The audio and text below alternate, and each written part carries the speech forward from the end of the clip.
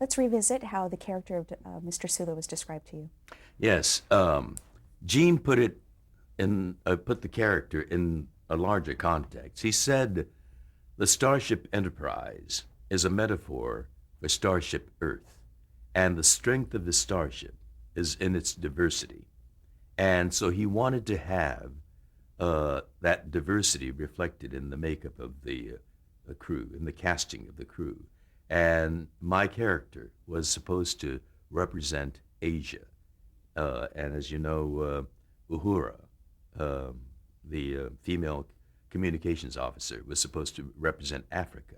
But he told me the difficulty with naming a character that was supposed to represent Pan Asia was in the name, because every Asian name is nationally specific. You know, Tanaka is definitely Japanese. Kim is definitely Korean. Wong is definitely Chinese. And so how can you say this character is Asian with a name like Wong, you know? And so he was looking at the map of Asia, and he noticed that off to the side of the South China Sea was the Sulu Sea. And he thought, aha, the waters of a sea touch all shores. And so that's how he came up with Sulu. And so when I was filming a movie on location in the Philippines, after the shoot was over, I went to a resort on the Sulu Sea on the island of Palawan. Now, how did you feel about the character of Mr. Sulu when you? Well, first of all, that was to be a regular character, steady employment. I desperately wanted to be working regularly. But when he put the character in that kind of context, and then once we got into the series, we started reading the script. It was a quality series. It had substance. It was a weighty. I mean, it was good, rip snorting good space opera, but it was also one that had a lot of ideas, a lot of uh, uh, commentaries on issues of the time, and so I really wanted to be in it. And the character of Sulu was depicted as part of the leadership team of the Starship Enterprise, and to be working in concert with that team as a leader, and in some ways heroic. Uh, it's a wonderful opportunity, and I was just sitting on pins and needles, itching to do it. But again, that torturous period after the interview and until the phone call from the agent comes, you are made to go through this excruciating process. But the phone call came through, and I was cast. I was Sulu. Did you have a say in the development of the character? Well, I gave it to them.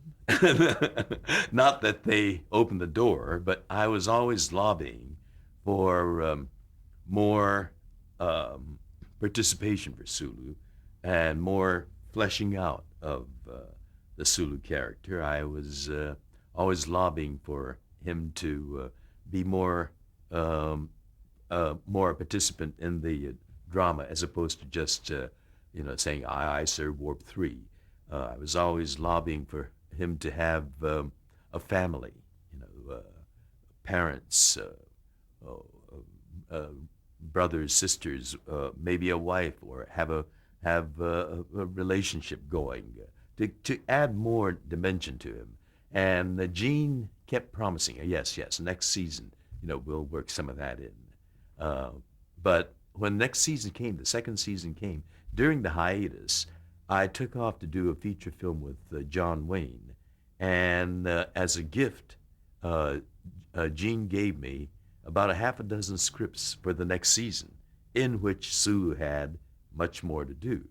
And so, I took those scripts with me to Columbus, Georgia. We filmed on location at Fort Benning. And I practically had my lines memorized while we were filming The Green Berets. But we got into all sorts of problems there. It rained, we had other scheduling problems, and we ran way over. And I couldn't be back in Hollywood in time for the beginning of the commencement of filming on the second season. So I missed out on all those episodes that had more for Sulu to do. And Walter Koenig, who played Chekhov, just sailed in, and they changed Sulu to Chekhov, and he got all the roles that I had lobbied for. Oh, I was mad. I hated Walter before I met him, and as it turned out, he's become one of my best friends from Star Trek. Now, what challenges did you face working on a series that required a lot of special effects? We just took it, as part of the givens of working on a sci-fi series. The most technically involved one, I think, was the beaming effect, transporting from, the transporter pod to the planet or wherever our destination was. And that meant, standing stock still for a few seconds and then quickly stepping out, and they run the camera again. And that was about the extent of the real technical special effects. The doors that opened and closed, were all manually done.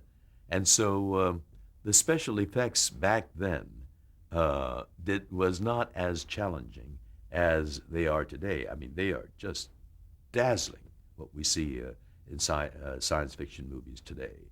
And that equally involves that much more from the actors. But, to be at the console and see alien ships out there on the screen or something is part of acting. Instead of seeing an alien ship, you might see a police car coming in a contemporary drama that's not really there. You see in your mind's eye. So in terms of acting, those things weren't that particularly challenging. I would say probably the transporter effect was about the most different of the special effect things that we had to do as actors. Were there any challenges with the props in trying to create a very cohesive way of using something that had never been invented yet? The props were all challenges. The costume, the uniform was a challenge. We had to, there I was at the console. It had these jelly bean lights on them, but I couldn't treat them like jelly bean lights. They were vitally important. I mean, so what I did was I went to Caltech what is that? Not NASA. It's at Caltech, that space agency. Well, anyway, I saw, that I visited that room where they have all those screens and buttons and all, and they're vitally important. And I had to bring the same kind of focus and attention to and reality to those jelly beans as those guys there at I keep blanking out. The Jet Propulsion Lab? Jet Propulsion Lab. That's it. Thank you. The Jet Propulsion Lab people, how they relate to their knobs and switches, and so to make that a reality was a challenge. To work with a phaser gun was, took a little adjusting. Everything that we touched never existed before. It wasn't like doing a detective series, a contemporary thing, or a Western where, the givens are givens. And sometimes, these directors that move from show to show come with their ideas, which don't actually jive with the conventions that we had set. So we'd have to do battle with some directors who wanted you to press a button for a certain effect, but we had established that it was not, it was something else, So we had to create our own reality and to adjust to the props and the wardrobe and those high-heel boots that we had to wear. I mean, we're not, our muscles are not used to walking around like that. And we were starting to complain, why is it that I have this ache in my leg? And then Walter would say, "Yeah, I've got the ache too."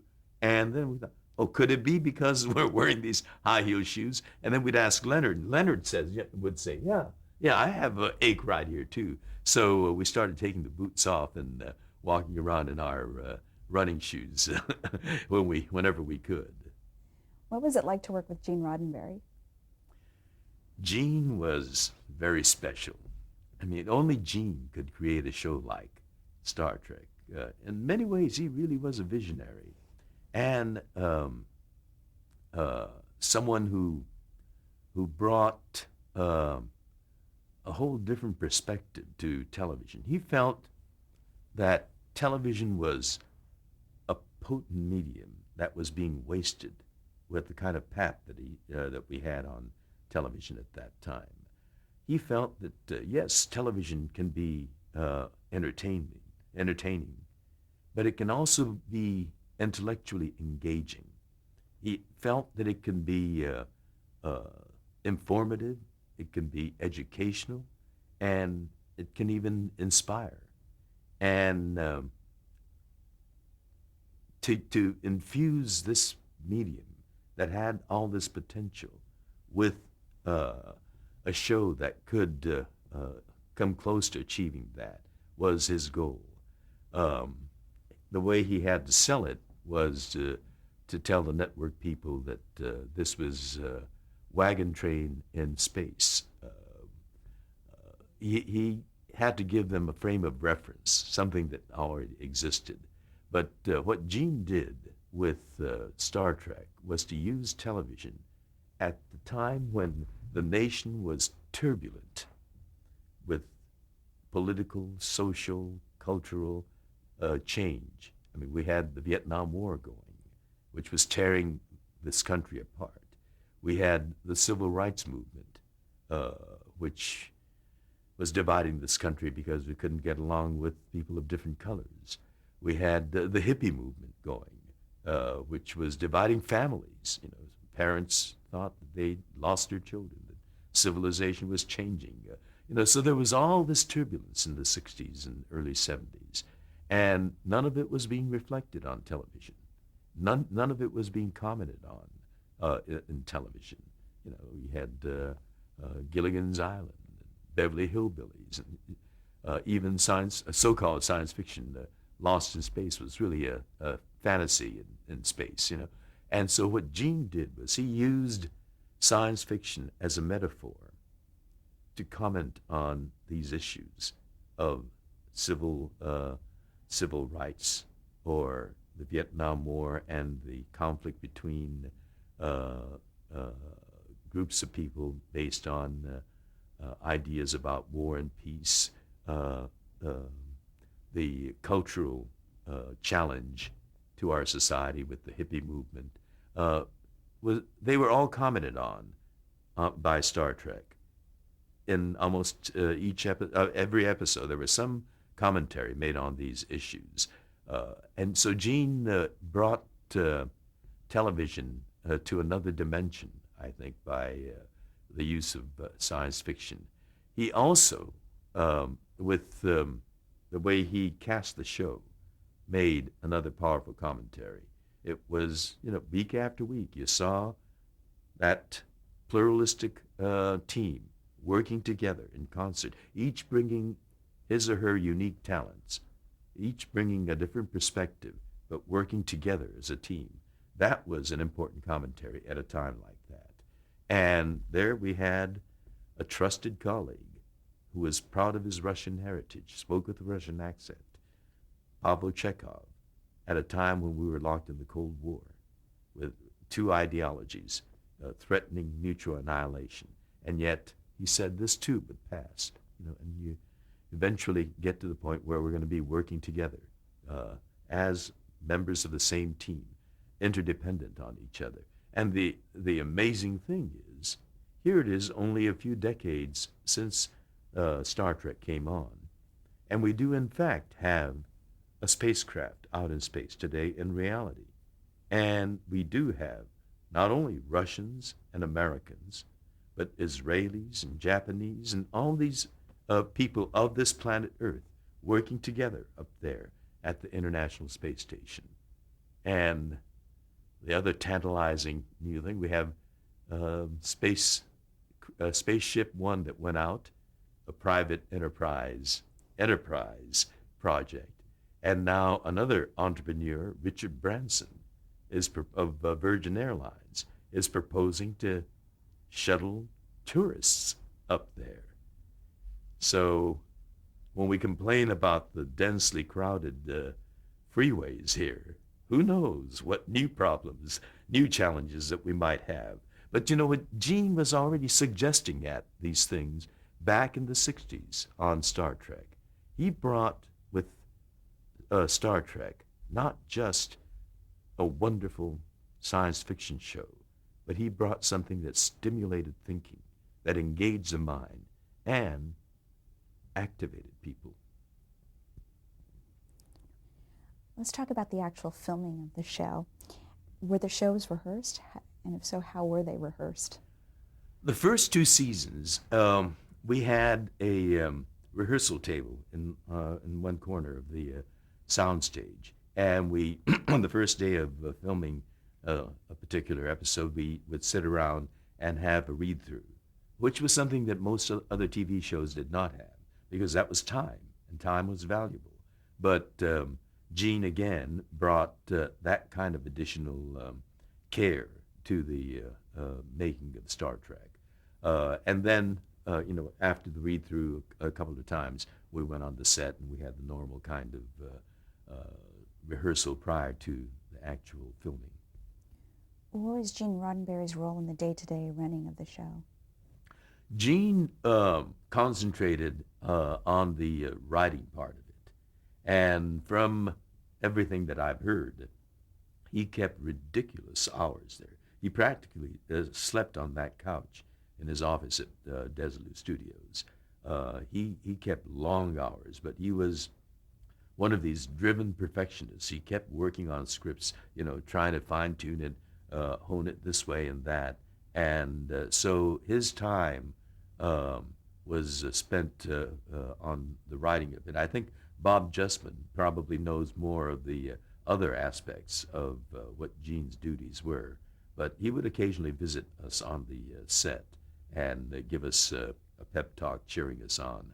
But he was primarily in the front office. Talk about working with Bob Justman. Bob was, an energetic guy who came on the set when he was on the set, you knew he was there. His voice is loud and his presence is very obvious. And then when he went away, you knew that he was gone. What about Gene Kuhn? Gene Kuhn was more of a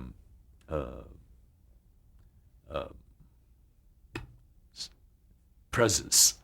He would come. He was a big guy, and when he came on the set, you knew he was there. He wasn't as audible as Bob Justman was, but you knew he was around, and he would. The one that was the most chatty with the cast and crew, I think, was Gene. He would go around, chatting with people and sharing a story and a joke.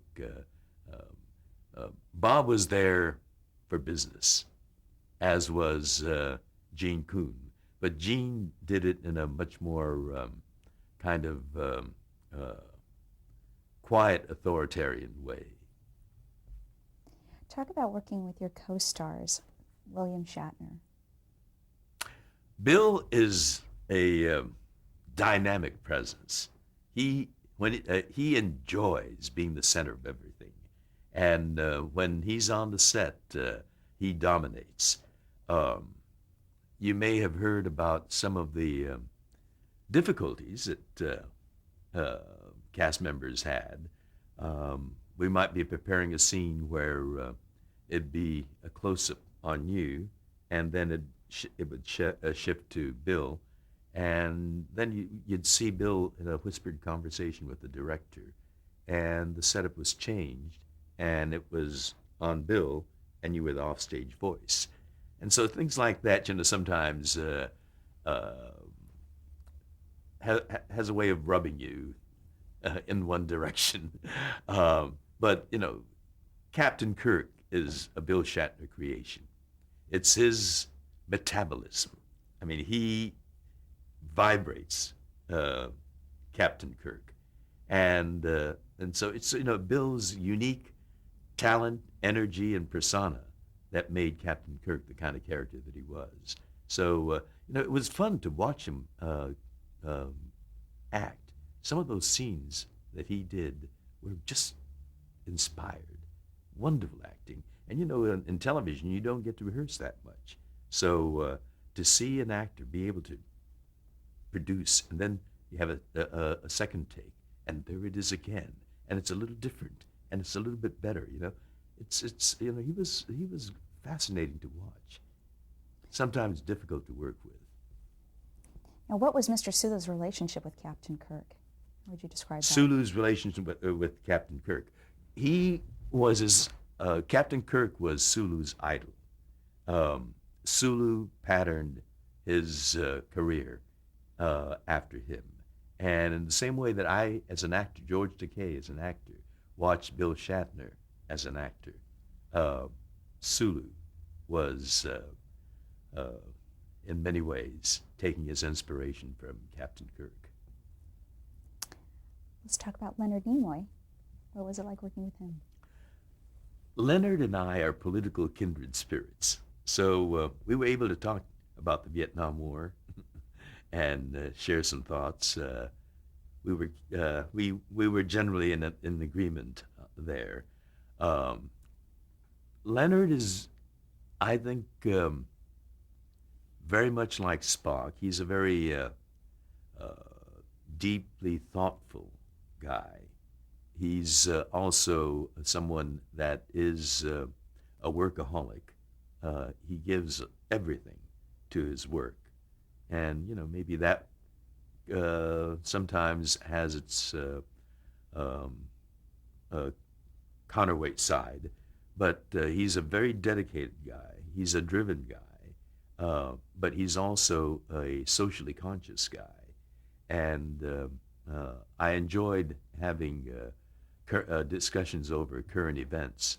And at that time, the '60s, there were a lot of current events, and so set aside discussing political issues. He was a supporter of McGovern. This is after Star Trek, but and I was a McGovern delegate to the Democratic Convention, and so we campaigned for McGovern at that time, and today Leonard has become a very generous and very selective philanthropist, and he's been very generous with many of the arts institutions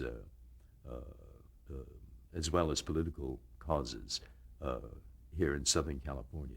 We're going to have the Leonard Nimoy Theater at the Griffith Park Observatory when the work is finished. He was very generous to the expansion and restoration of the Griffith Park Observatory.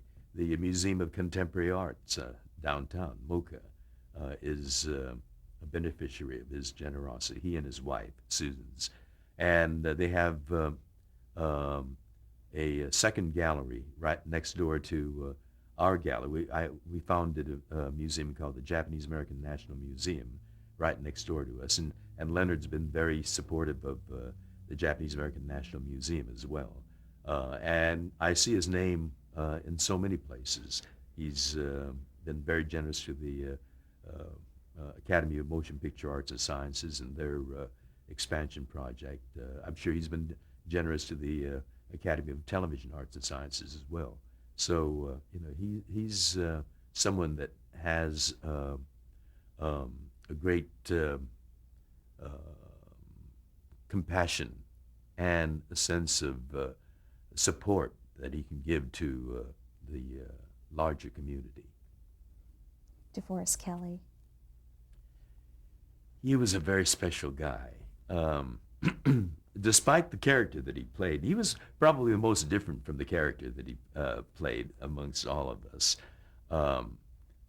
Dee is a very shy, it's a strange word to use, He didn't, for example, he didn't like going to Star Trek conventions. He didn't like large numbers of people. He uh, was good with one-on-one relationships. And one of the fondest memories I have is, we'd go off during our lunch break to the commissary, and walking back from the commissary, uh, he would tell me about the studio. By this time, Paramount and Desilu were combined. And Dee was one of the last of the contract actors at Paramount Studios. Those halcyon days, every studio had contract actors. I mean, we scuffle around for stability, security, continuity to our careers. But in those days, they had a contract with the studio. And so there was that regular cash flow and the regular parade of work coming at you. And Dee was one of the last of the contract players at Paramount. And after lunch, we would roam through some of the byways of the studio lot.